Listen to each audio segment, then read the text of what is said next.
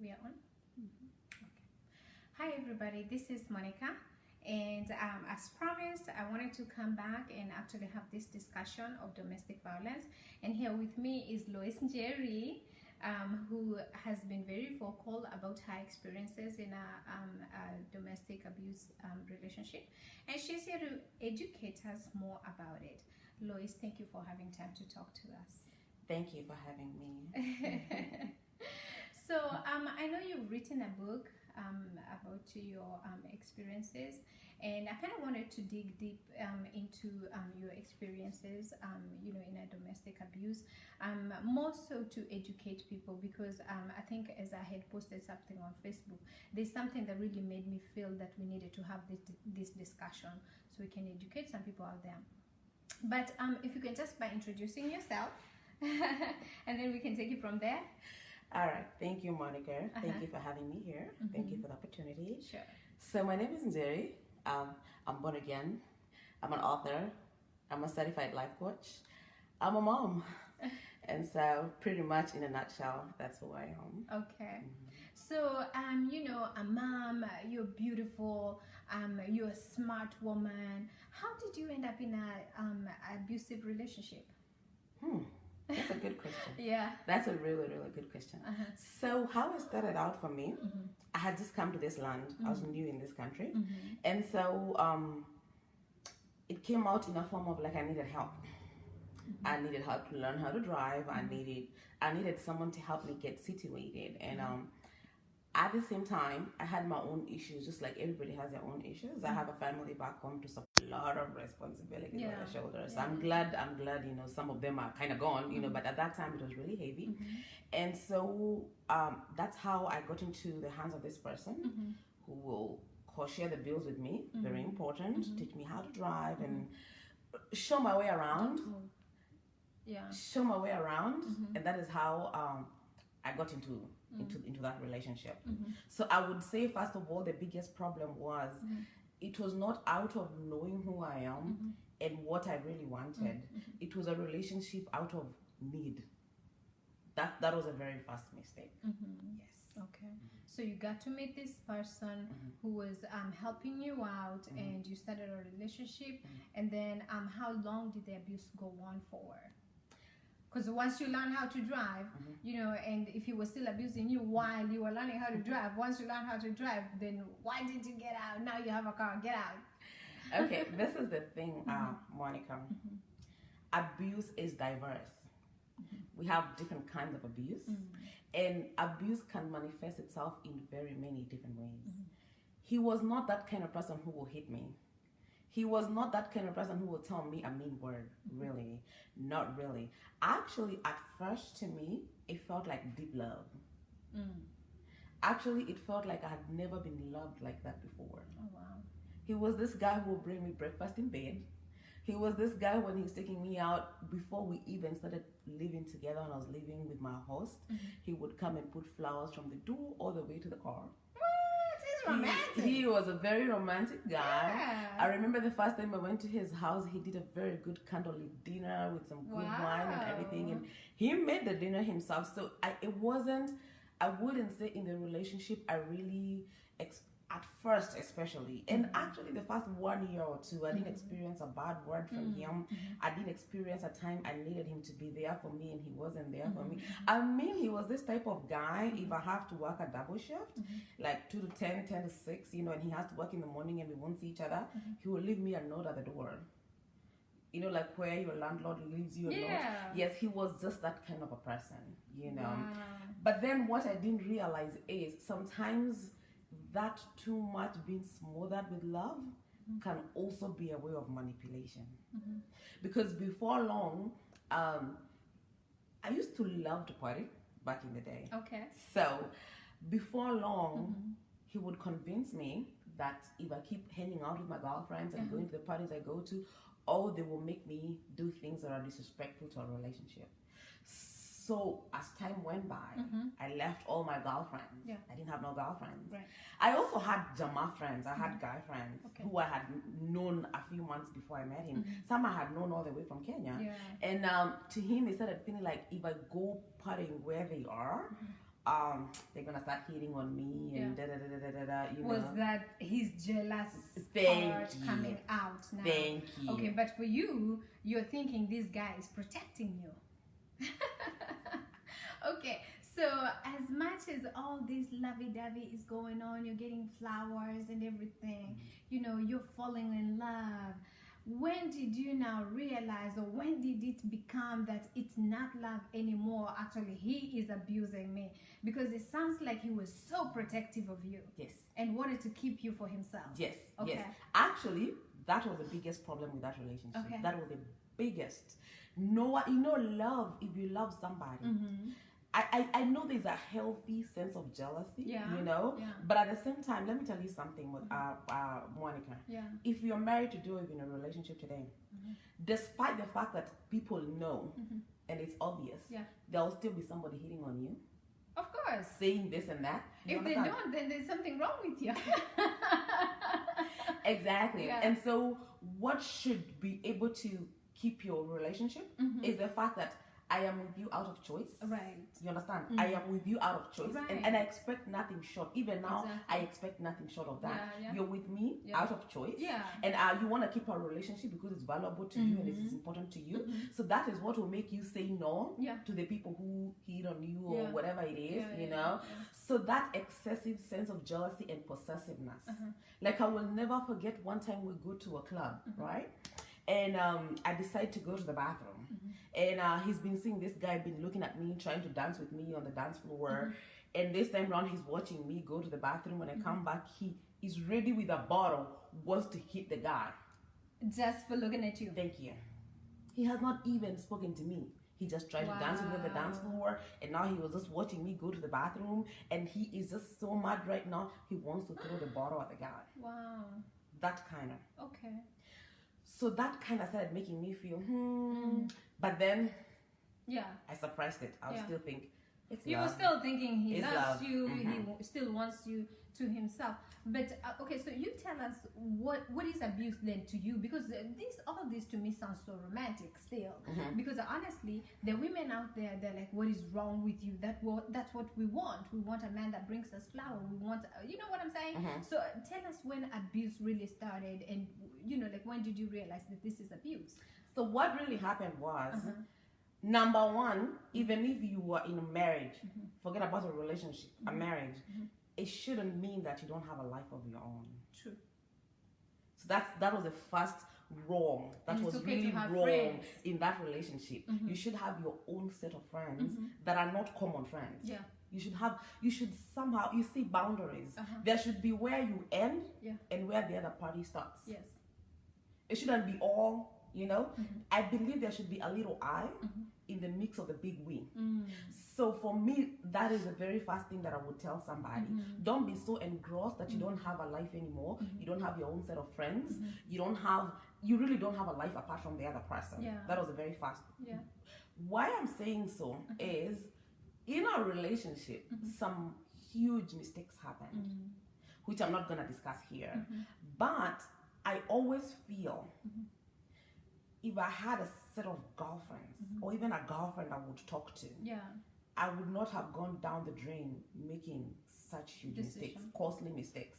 Because all what was happening was just between me and him. Even if I was talking to my mother, there are some things that you cannot easily talk to your mother, but I can easily talk to a girlfriend about. And she'll be like, I really don't think that should go like that, you know. And when those mistakes caught up with us now, and the consequences started catching up with us, you know. Number one, we didn't have any support system to go to for anything because we've locked everybody out of the scene. You see how dangerous it is? There's no one you can go say, hey, it is so stressful right now, because even before you go to a counselor or something, just a girlfriend you would talk to or a friend you would talk to, you understand? Now, when we got to that place, whatever needed to be done, if we were gonna sort out our differences, needed both of us to work on it. And he wasn't willing to do his part of the bargain. So, okay, so tell me this. When he was telling you that your friends are going to make you do some bad things, was that a way of then isolating you? Thank you. Okay. It's a way of isolating you. It doesn't always have to be don't. And if you do, I will hit or I'll be mean. It can come in a very subtle way as too much love. It's too much love, but it's manipulating you. It's a way of manipulation. You understand what I mean? So yes, that's why I said abuse takes different faces. There will be that one who will be mean, from the words to hitting you to everything, and don't do this and don't do that, and if you do da da da da da da. But there will also be this other one who will come in a very subtle way. So that is how mine looked like. So did he ever insult you? Did he ever put his hands on you? I mean, what was the abuse? So what happened was, when we were in this verge of trying to sort out the consequences that had caught up with our own mistakes, he had his own part of the game to do. And I think this time round, I wouldn't know that is what it was then, but then I had learned I need some boundaries. I need some boundaries here, I really want this, and you say you want it too. So if you want it, you need to adhere to what we need to do for us to get there. But he would never do what he's supposed to do. So at a point I was like, you know what, this is not going to work. And this included you talking to him and you telling him this is how I want my relationship to be, and he wouldn't respect that, or he wouldn't do it either. That also included going to a doctor. And the doctor saying you really need to do this and this and that, and actually he couldn't. He would okay, this is how it would go. He would comply for about a week or two, but the next then go back. Yes, I talked to him. I talked to my mother. Our family is really, we were together for years, 3 almost 4 years. So somehow we were a common law marriage. I had talked to my mother to talk to him. I talked to his mother. I had talked to his sisters. I had tried talking to him, and he knew how important that was. And he would tell me it is important to him too. But it was very hard for him to keep his part of the bargain. And you see, when you exercise boundaries, then there are consequences. Then if you cannot do this, then I will not be able to be with you. So that's where the problem started. That's where all the hell broke loose. Do you want to tell us what the hell was? Oh yeah. So I remember us having this conversation one night, and I tell him, you know what? Because you cannot, I've given you countless chances, but it looks like you will never comply to what we need to do. You know what? I think we need to. I actually, at first, I wasn't like, let's break up, but let's live in different houses. Let's separate for Give each other a break. Thank you. Space. Maybe we're going to look at things differently when we get that breathing space. And when we had that argument, Monica, he told me words I will never forget. And he told me, let me tell you something. If I don't have you, nobody else ever will. That's a threat. It's a threat, it's blackmail. But again, at the same time, those are very dangerous words. And let me tell you something, every threat has an ability to has a potential to become a reality. And that one almost became a reality. When he told me that, actually, I thought, oh, it's just same jealousy because he loves me. Up until, in the same argument where he said that, we really discussed about him moving out. Because in Oklahoma, we used to live in Oklahoma at first. When we moved in and I came in, we lived in his lease. Now, he helped me come up here and look for a job. I got the job first. So I got a lease here first. Then he later came and joined me here. So we were living in a house in an apartment where it was my lease. So it was for him to move out. Okay. So we talked about him moving out. Let's make it short. As I was trying to tell him to move out, and he told me, I thought, okay, even if he tells me nobody ever will have me or whatever, he will still move out. Maybe no, he wasn't going to move. Wow. So what did you do? Did you end up moving out? Now listen, that's where the intense part of the story comes in. First of all, when I realized he will never move out, I tried to call the police. I didn't know that in Texas, I don't know whether it's just a Texas rule or it's all over the states or whatever, you can't just kick somebody out who has been living with you and contributing to the welfare of the house. You have to give them a 1 month notice through the sheriff or some legal stuff, and I wasn't willing to do that. Okay. So one time I come, and at this time round, he knows I'm serious about this breakup. So one time I'm coming from work, And he tells me he's hanging out with some friends and they want to go out. He doesn't want to go out because he's too drunk. And he doesn't want to be left in there. And he doesn't want to drive home because he's too drunk. And being a good girlfriend, I go pick him up, right? So when I go pick him up, there was a little party before everybody left. I talked to a few of my friends. I used to drink then. We dance a little and we go home. And then when we get home, I realized he was aggravated by the fact that I danced with a few people. See, the jealousy, the possessiveness. Now it becomes control. You understand? You can dance, you can, you know. So we have a little argument about it. And I thought we were good. And we slept. When we slept, just barely before we got into deep sleep, the guy woke up and strangled me with a bed sheet. And he reminded me the same words. If I don't have you, nobody else ever will. He strangled me so hard that I couldn't breathe. Oh, wow. And I remember grabbing my phone from under the pillow. I dialed 911 as soon as I could. And then I disconnected. Because I didn't want to put him in trouble. He didn't have papers. Oh, wow. So all along, I didn't want to report him to the enforcement because I didn't want him taken home. And then it was going to come back on me. I'm the one who made him get deported. But let's flip the coin. Every time we would have an argument, because I would want the immigrants to hear that. It's something I'm going to talk about for a while, you know. Let me tell you something. Every time we would have the arguments and I want you out and you need to go, I didn't have papers either. He would Google ICE and then he would dial the numbers and tell me, say one more thing. And I'm going to call him.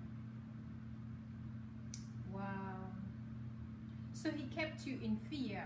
Thank you. And a lot of people are kept in fear, especially immigrants, if you don't have papers. It's a very good way of people blackmailing. You see, people keep asking why they don't leave, why they such things make people don't leave. Because every time he tells you he's going to report you to immigration, who wants to be deported? Right. Nobody wants to be deported. So you stay in fear. But I want to let you know, if you're in such a situation, the law protects everybody. Even if you're not married to him or he doesn't have papers and you can't get VAWA, but still, if you call enforcement, they are gonna protect you. Safety first. Safety first. You understand? No, what people imagine, they imagine if the cops are gonna come, that the paper issue is gonna be mixed up in between if you call the cops. No, that's a lie. Okay, so he strangled you on that night. Is there any other type of abuse that happened? Did he ever strangle you? Okay, the next morning, why didn't you say, you know what, you strangled me last night, I don't even think I can ever close my eyes, in the same bed, in the same room as you, I'm getting the hell out of here. Why is it difficult? Explain to people, because when I posted this on Facebook, some people are saying, why can't you just run away? Why can't you just go? Explain to people why it's usually difficult. When you're in the hands of an abuser, it's just difficult to get out. Okay. Can you come closer? So, I hear you and I hear you very, very clear. Yeah. Number one, people need to know abuse has a cycle. Even those who abuse physically. Okay, let's even talk about my situation right now. That the very first time we experienced the choking, right? And the strangling. The next morning, he is so sorry. The manipulation. He is so sorry. The manipulation comes with the cycle. You understand? He is so sorry, and you know I would never do that to you, and you know I love you with every ounce in me, and and I don't know, the devil that got into me. The devil is also involved in all that and everything, and I am so sorry, and I would never do that, and you know I would never want to lose you. Then if he's a good guy, not a good guy, whatever way he uses to manipulate me, like him, now he'll buy me flowers. He'll buy me cards. Thank you. He becomes romantic again. If I'm going to work, I will have my breakfast ready. He will bring me lunch at work. If he's not working, you understand? Then you calm down. The fact that you calm down, here is a problem, doesn't mean you did sort out the issue. All that you did is... the same issue still exists. You just sweep it under the rug. And because remember, you also love him. And you have a history. You start to, like for me, I used to remember he helped me a lot when I came here. How he helped me move to Texas. How I'd be like, oh, we've done a bit of life together. We've come from far. Thank you. We've done a bit of life together. Maybe I can't just, kick him out like Just that, get or just out, walk up away and like down. that, Yeah. stuff like that. Yeah. When that soft side of him would come up, it would also make me, go back into that looking I back think you kind of get that empathy. You kind of sympathize with him, and you kind of look at the good that he has done, and you decide to stay.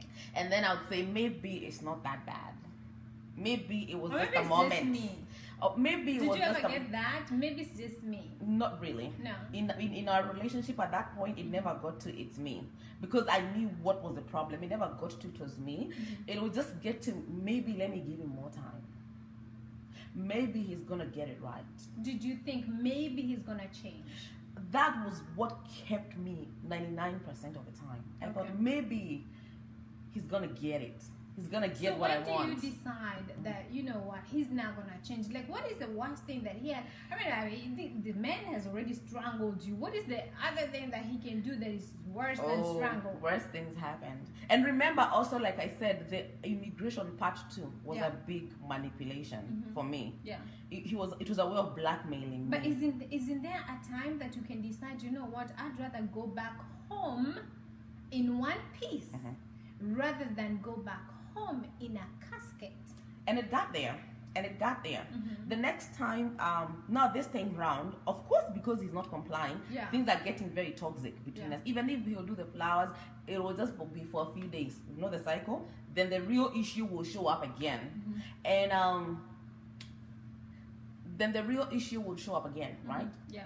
So this time round, he started feeling like I'm just gonna look at you keep talking. I'm just gonna look at what's going on Facebook. On Facebook, yes. So this time round, he's thinking now he's become increasingly more protective and thinking people are hitting on me, and I want to leave him because I'm gonna go to somebody else. Yeah. And so what used to happen, I actually didn't know until people started telling me. When I would come and sleep, he would go through my phone. Any guy who texts, who calls, he would insult them, and I would go to work and somebody said, somebody texted me with your phone yesterday, and they would show me the text and I knew it was him. So in a long story short, I come from work one day, I'm so tired after working a double weekend, and so I'm sleeping, I'm so worn out. I find him watching some movies or series, I sleep. Monica, at around 2 or 3 or something, these are devilish hours. I like to call them devilish hours. A lot of devilish activities happen.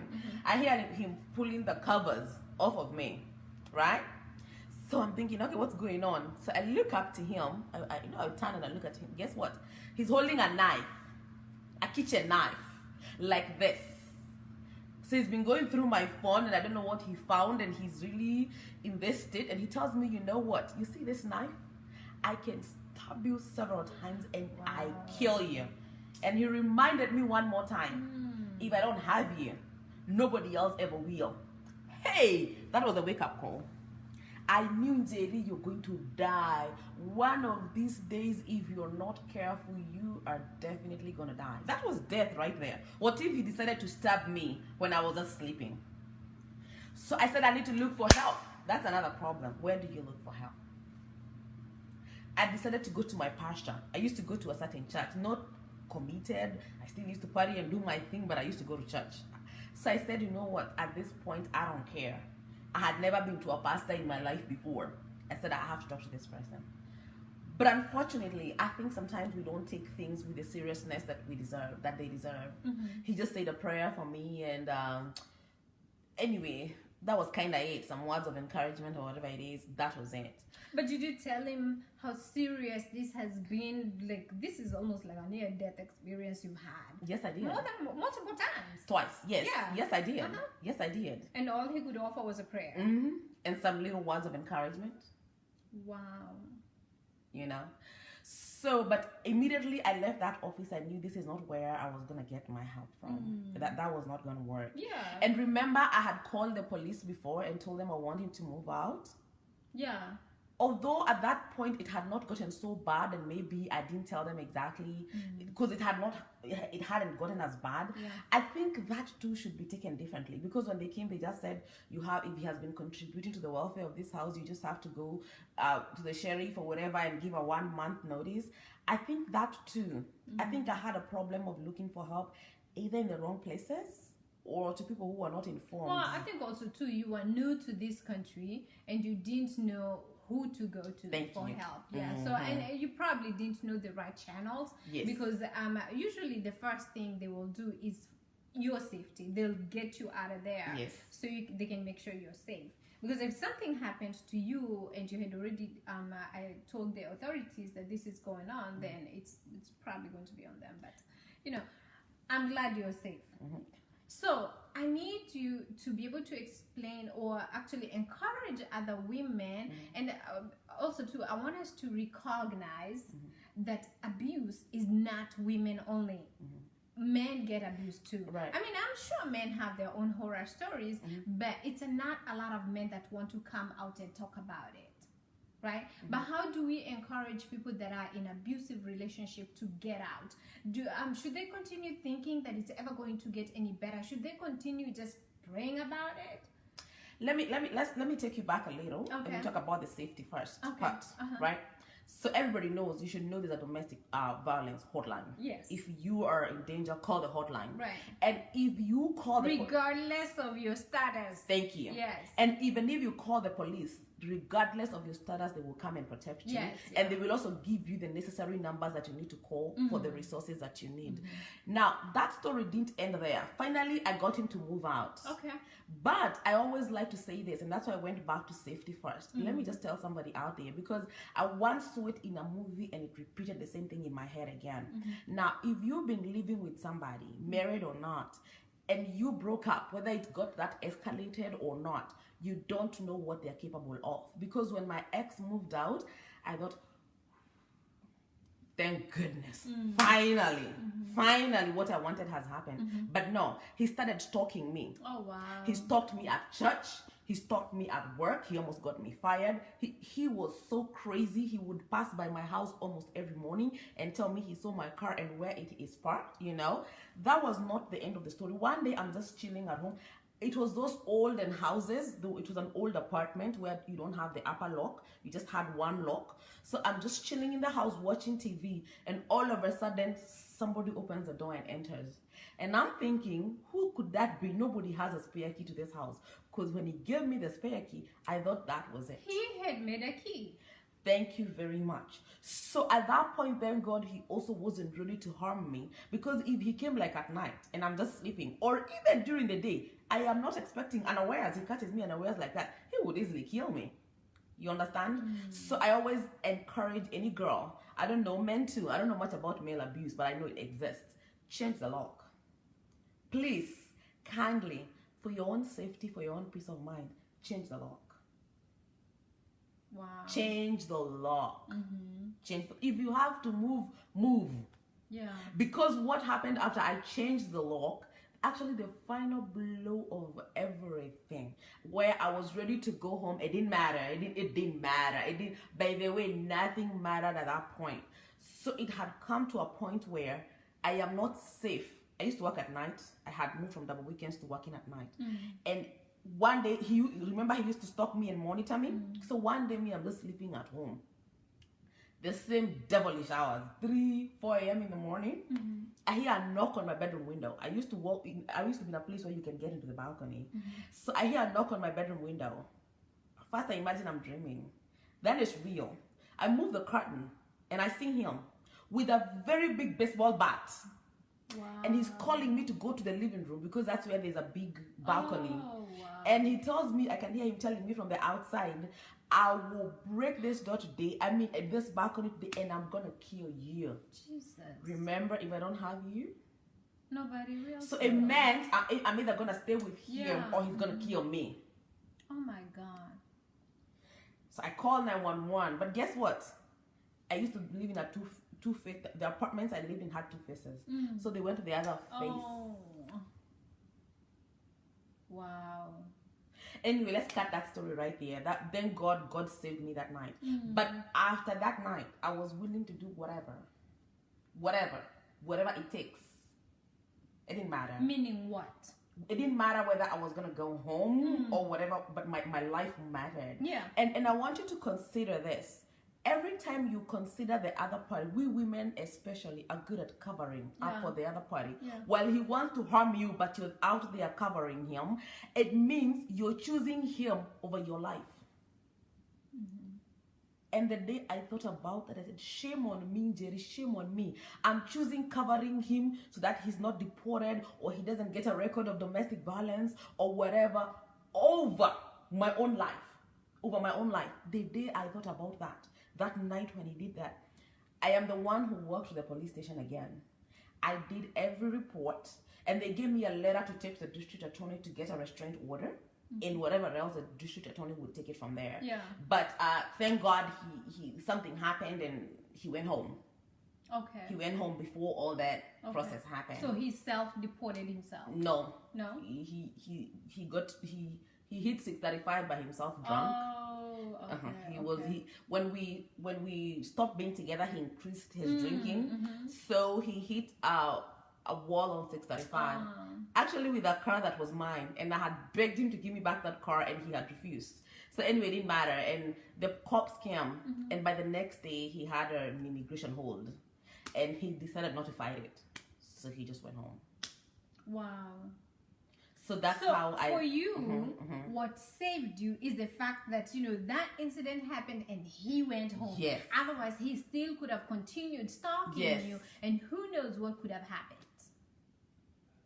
Wow. I don't know what to say. That is some horror story, you know? Right. Okay, so just encourage the ladies out there then, you know, how can they get out? Most victims, it usually happens after they have left, you know, whoever, the abuser. You know, that's when it happens.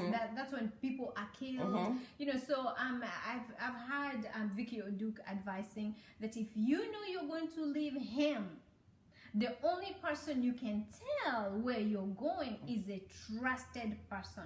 But if you go out there telling people that you're going to leave and where you're going to go, word might come back to him that you're leaving him, and that is when actually he's probably even going to kill you or harm you, let's just say.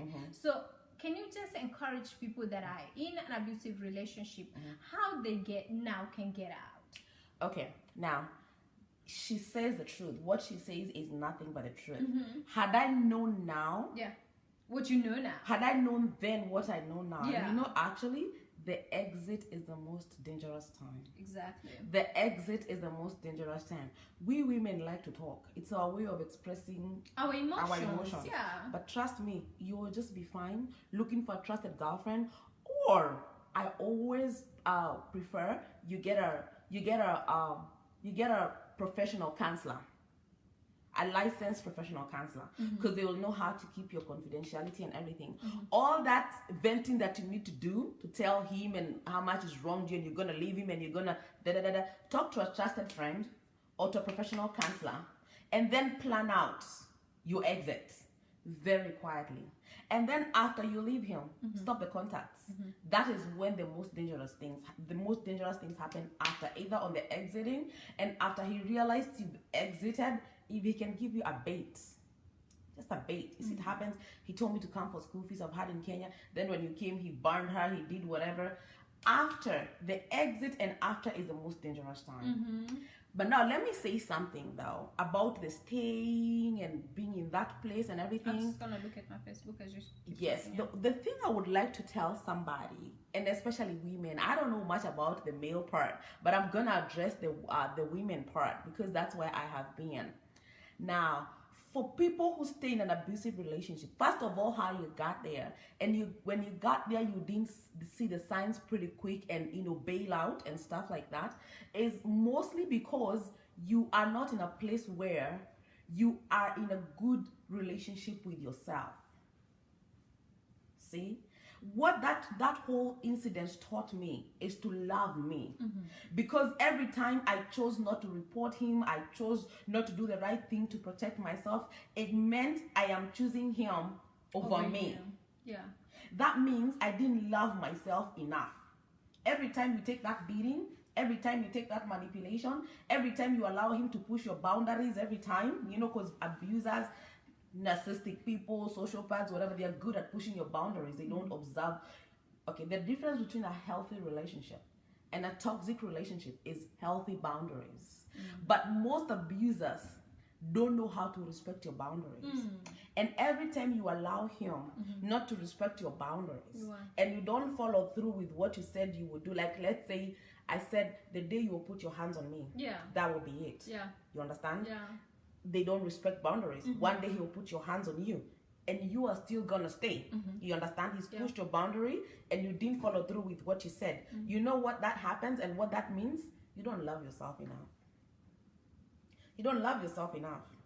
Why is he hitting you if you know who you are? You know what you're worth. You know nobody should put his hands on you. He's abusing you financially. He's the one who controls your money that you put in the bank and everything else. You allow him to stay without providing, not because he can't get a job or no situation is allowing him to stay without providing. You allow him to stay without providing. You continue taking the back for the whole family. You're enabling him. But at the same time, what is it talking about you? What is it saying about you yourself? You don't value yourself. Why are you letting bad things happen to you? So I think as women, what that whole experience really taught me is to love me, to have a good relationship with me, to take care of me. Even in emergencies, even if you're an EMT or whatever, they say you be out of the danger first before you help somebody else. Even Christ says, love your neighbor as you love yourself. You can't give what you don't have. You understand? So I would say love yourself. Be in a good place, in a good relationship with yourself. That way, even if it's not being physically hit, and just some things are happening that are not right, he's not giving you enough time, he's not meeting your emotional, you will know something is wrong and your needs are not being met, and you'll be in a position to raise up your voice. I'm not saying shouting, but hey, bring some assertiveness to this and put some boundaries. And if you realize that they keep pushing your boundaries, gaslighting, whatever else it is, they keep pushing your boundaries, all that manipulation, projecting, you will know something is wrong. And you'll know, hey, I love myself too much to be in this mess. And I need to bail out. I need to back out. So the key thing to me, I think, because sometimes you can't change the abusers, I used to wonder, when I would hear all those horror stories about abuse, what's wrong with these people? Are they not normal people? Some of them, and majority of the abusers are not normal people. They're narcissistic people. They're sociopathic people. They're psychopaths. And you know what they say about anybody with a narcissistic personality? Of course, it depends on where you are in the spectrum, narcissistic with sociopathy or whatever else it is. They can be treated. It's the only disease where you don't treat the person who is sick. You treat whoever else has been affected by them. So you will never change that person. Narcissists, they only see things their way. Thank you. And they cannot be able to see things any other way. Thank you. So I can imagine to even have a conversation with a narcissist is going to be difficult. Yes. So anyway, because of time, guys, I have another show again on Saturday. We will talk to another survivor of domestic violence. Loise will have time to probably come back and answer your questions. I know you have been writing there. We didn't have time to check on that and probably cover it. And obviously we will have another show, Loise, so we can, I think I'd like for us to have like a round table discussion with other ladies, so we can keep on talking about this, because in our community, I think to some extent we don't want to talk about domestic violence, and yet it's happening. We have lost lives. People keep getting hurt in domestic violence. We need to talk about it. So anyway, until next time, actually Saturday, or I might have something else for you on Thursday. I will let you guys know. I'll post it on my Facebook on Thursday. Before Thursday. But if not, the next time I'm coming on is on Saturday with somebody else that will also go deeper into the event. And Mayor Kangenda is watching. Oh, Mayor Kangenda is watching. And mom and dad. Mom and dad are watching. I'm sorry, guys. I have somebody that's taking my video, so I really cannot see what's going on. And I tried to kind of look at it on my phone, and I can't, because I can't be signed on into different devices. I still don't know how to do this. My videographer is not available today, but we still had to do this. So anyway, it's okay. More than who else is there? Catherine Kaduka is here. Catherine Kaduka is there. Thank you for watching, Catherine. Beatrice Nano. Beatrice, thank you. Purity. Purity. Maggie. everybody that is watching, thank you so much for your time. I value your time as well. Anyway, I have to go. Until next time, please meet me here again on Saturday, and next time I'll keep time, I promise you. Bye bye for now.